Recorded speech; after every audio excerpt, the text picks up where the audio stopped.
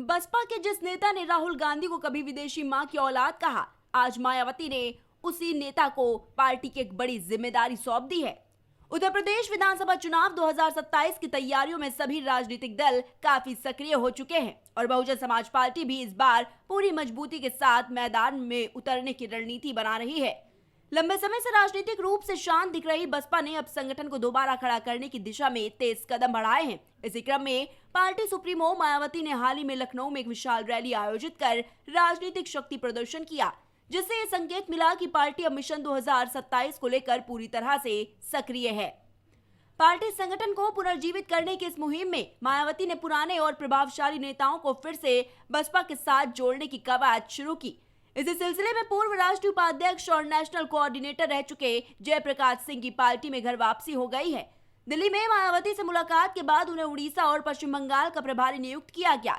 जयप्रकाश सिंह ने बताया कि बहन जी ने उन्हें स्पष्ट निर्देश दिए हैं कि पश्चिम बंगाल में आगामी विधानसभा चुनाव को ध्यान में रखते हुए पार्टी संगठन को मजबूत किया जाए और बसपा की विचारधारा को जन जन तक पहुंचाया जाए।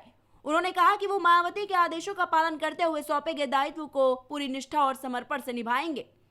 जयप्रकाश सिंह की वापसी बसपा के लिए एक बड़ी संगठनात्मक उपलब्धि मानी जा रही है। साल 2018 में उन्हें कांग्रेस नेता राहुल गांधी के खिलाफ विवादित बयान देने के कारण पार्टी से निष्कासित कर दिया गया था।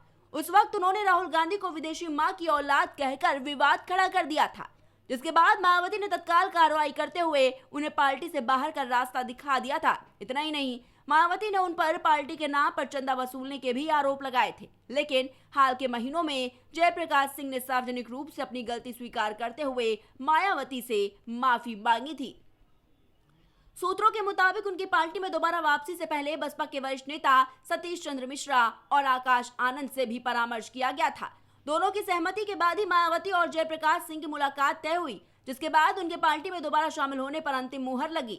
राजनीतिक विश्लेषकों का ये कहना है कि मायावती मिशन 2027 के तहत बसपा के पुराने प्रभावशाली और अनुभवी चेहरों को दोबारा जोड़कर पार्टी की जमीनी पकड़ मजबूत करने की कोशिश में है।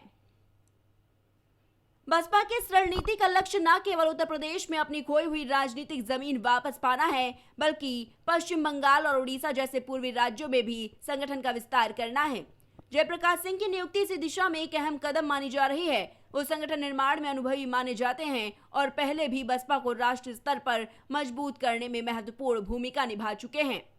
कुल मिलाकर मायावती ने मिशन 2027 के लिए अब पुरानों को साथ नए को जोड़ की नीति पर काम शुरू कर दिया है।